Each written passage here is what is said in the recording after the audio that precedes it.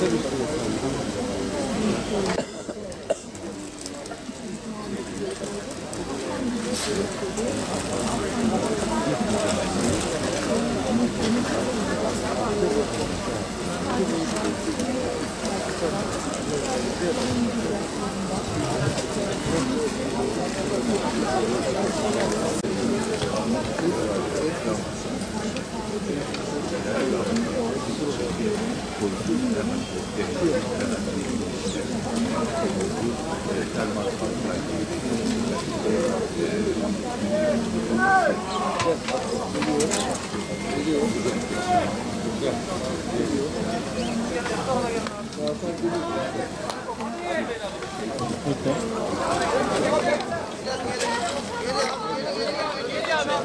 geri çık abi.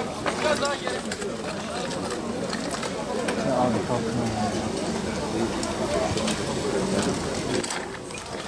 Buca kod. Buca kod. Buca.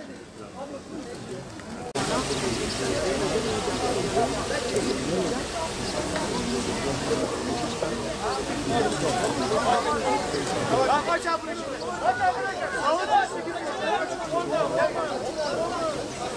Geliyor. Ya bir açın.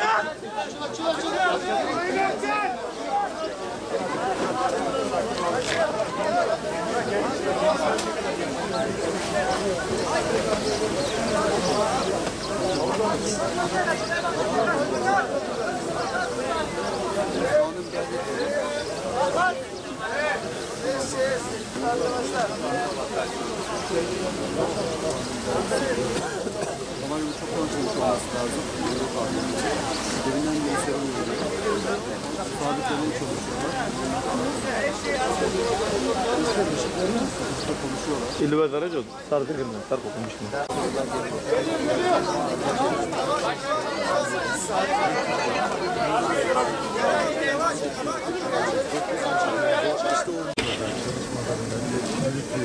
Kameraman arkadaşımız Mutfaş Bey ekranlara getiriyor. Ya abi bak onlar geldikçe bu tarafa koyuyor. Bu tarafa Cafer Çetin, yaşam koridorundan 200 saat sonra ekiplerin kafayı sabitlemişler. çalışması sonucu şu an itibariyle Muhammed Cafer Çetin şu an evet ekranlara aslında kameraman arkadaşım Mutfaş Bey ekranlara getiriyor.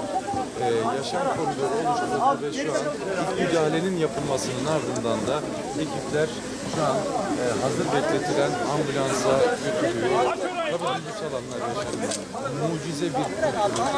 Kameraman arkadaşım Mutfaş Bey ekranlara getiriyor. Şu an aslında bekletilenlerden ben net olarak şu an Muhammed Cafer Çetin'i görüyorum. Gözleri açık, etrafını izliyor, ekipleriyle iletişim kuruyor. Burada şu an kameraman arkadaşım Mutfaş Bey'e de aslında bekliyoruz. Şu an ekipler işte yaşam koridoruyla birlikte şu an ambulansa ve ambulans hazır bir şekilde şu an ambulansa indiriliyor.